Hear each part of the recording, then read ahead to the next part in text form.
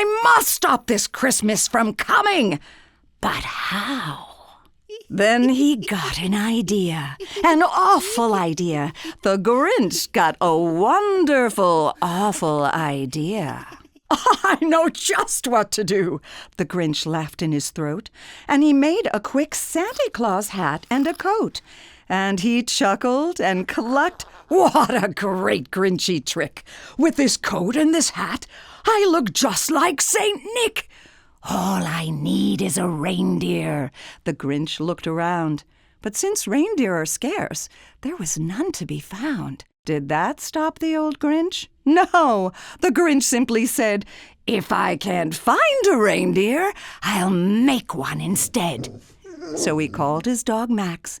Then he took some red thread, and he tied a big horn on the top of his head. Then he loaded some bags and some old empty sacks on a ramshackle sleigh, and he hitched up old Max. Then the Grinch said, get up! And the sleigh started down toward the homes where the Whos lay a snooze in their town. All their windows were dark. Quiet snow filled the air. All the Whos were all dreaming sweet dreams without care when he came to the first little house on the square. This is stop number 1, the old Grinchy Claus hissed, and he climbed to the roof, empty bags in his fist. Then he slid down the chimney, a rather tight pinch. But if Santa could do it, then so could the Grinch. He got stuck only once for a moment or two. Then he stuck his head out of the fireplace flue, where the little Who stockings all hung in a row. These stockings, he grinned, are the first things to go. Then he slithered and slunk, with a smile most unpleasant, around the whole room, and he took every present.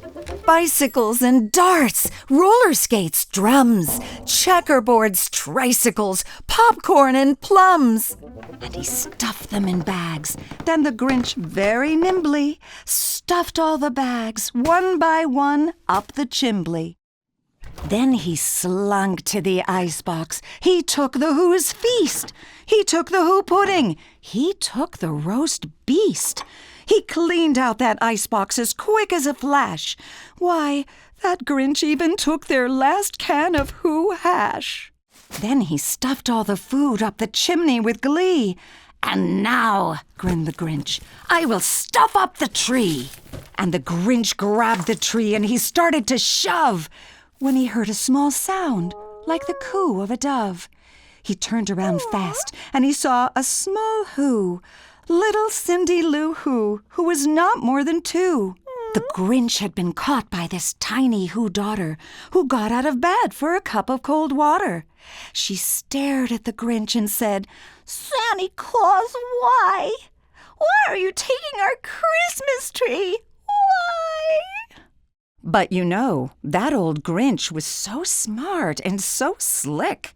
He thought up a lie, and he thought it up quick.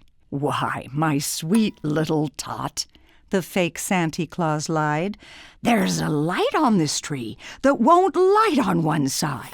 So I'm taking it home to my workshop, my dear. I'll fix it up there, then I'll bring it back here. And his fib fooled the child. Then he patted her head, and he got her a drink, and he sent her to bed. And when Cindy Lou Who went to bed with her cup, he went to the chimney and stuffed the tree up. Then the last thing he took was the log for their fire. Then he went up the chimney himself, the old liar. On their walls he left nothing but hooks and some wire. And the one speck of food that he left in the house was a crumb that was even too small for a mouse.